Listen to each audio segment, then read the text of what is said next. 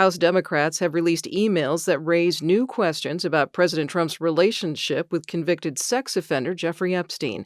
And a baby formula recall has expanded to include every By Heart product sold in the U.S.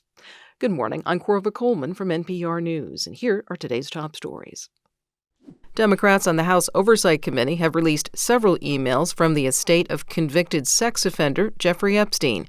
These refer to President Trump. NPR's Stephen Fowler reports the emails raise new questions about the extent of the relationship between Trump and Epstein. The three emails appear to show more of a connection between Trump and the disgraced financier than previously reported. One thread called Trump, quote, "that dog that hasn't barked." Another said Trump, quote, "of course, knew about the girls," without elaborating further. NPR has not independently confirmed the veracity of the correspondence. The revelation comes as the House returns to action today and will have enough members to vote on a bipartisan measure to release more Epstein files. Epstein died by suicide in 2019 while awaiting trial on sex trafficking charges. Stephen Fowler, NPR News. The decisive vote in the House to release more Epstein files is expected to come from Arizona Congresswoman-elect Adelita Grijalva. It's been 50 days since the Democrat won a special election. She's expected to be sworn into office this afternoon. Grijalva believes the delay in administering her oath of office is linked to her support for the release of the Epstein material. I do believe that there is absolutely a connection with me pledging to be the 218th signature on the discharge petition to release the Epstein files, and that has resulted in denying representation to more than 800,000 Arizonans for the last 7 weeks. She spoke to NPR's All Things Considered. The Republican-led House is expected to take up a spending measure today to end the federal government shutdown. NPR's Claudia Grisales reports GOP leaders are confident they have the votes to get the bill to President Trump tonight. The House Rules Committee met for more than 7 hours overnight to send the plan to the floor for a final vote this evening. This comes days after a group of Senate Democrats broke ranks with their party to help Republicans approve the deal. It funds most of the government, at least through January. But House Democrats are furious, saying their party didn't make good on their promise to reopen the government in exchange for extending health care subsidies. Now, Senate Democrats are set to negotiate a plan with Republicans to address spiking Affordable Care Act premiums. If not, they warn they'll hold Republicans to account at the next government shutdown deadline of January 30th. Claudia Grisales, NPR News. Government shutdown continues to slow airline traffic. There are nearly 900 flight cancellations so far today, according to the tracking site FlightAware.com. Yesterday, more than 1,200 flights were canceled. A maker of organic baby formula, By Heart, is recalling all of its products sold across the country. There's been a growing outbreak of botulism among infants. The illness has been linked to some of By Heart's baby formula.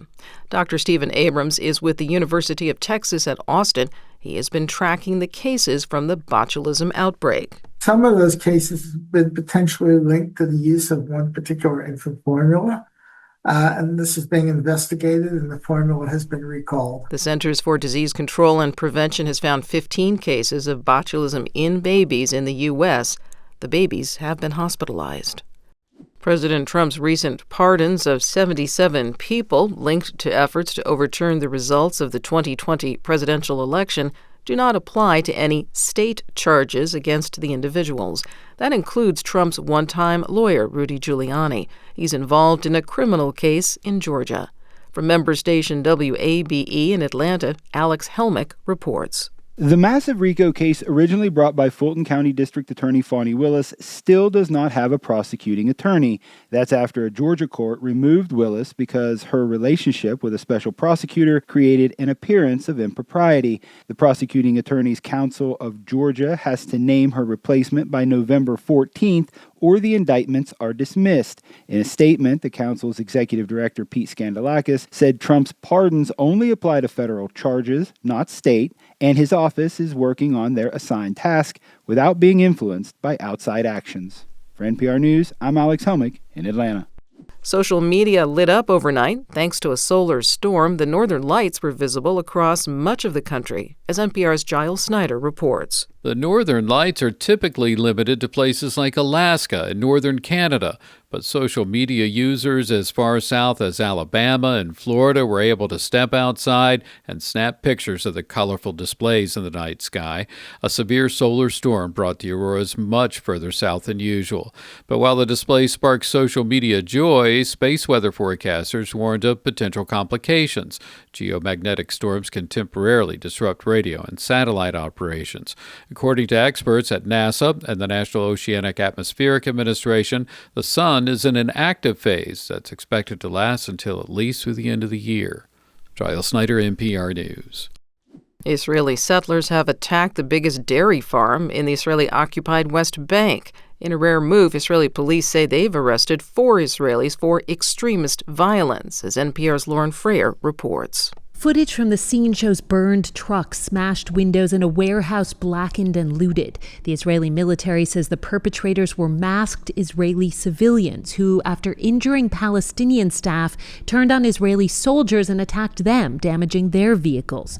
The United Nations says settler violence hit a record high last month during the Palestinian olive harvest, with an average of 8 attacks per day. Most go unpunished by Israel. In this case, a senior Israeli military commander called on soldiers to, quote, not stand idly by. The Palestinian Economy Ministry is urging other countries to place perpetrators on international terrorism lists. Lauren Freyer, NPR News, Tel Aviv. This is NPR. Hello, I'm Korva Coleman, host of NPR News Now. On behalf of the NPR newscast team, I want to personally thank you for your continued support. I also want to let you know that after November 14th, we're going to take a step back from producing the video version of NPR News Now. During the next few weeks, we'll take some time to create a new video format and explore other platforms so that we can deliver a smarter, more focused experience to our growing audience. But don't worry, I'm not going anywhere. We're not going anywhere. While we will no longer publish this daily news roundup, you can still listen to NPR News Now on broadcast and on podcast and keep up with all the news from NPR by following us on your social channels, by listening to your local member station, or visiting npr.org. Thank you, as always, for watching.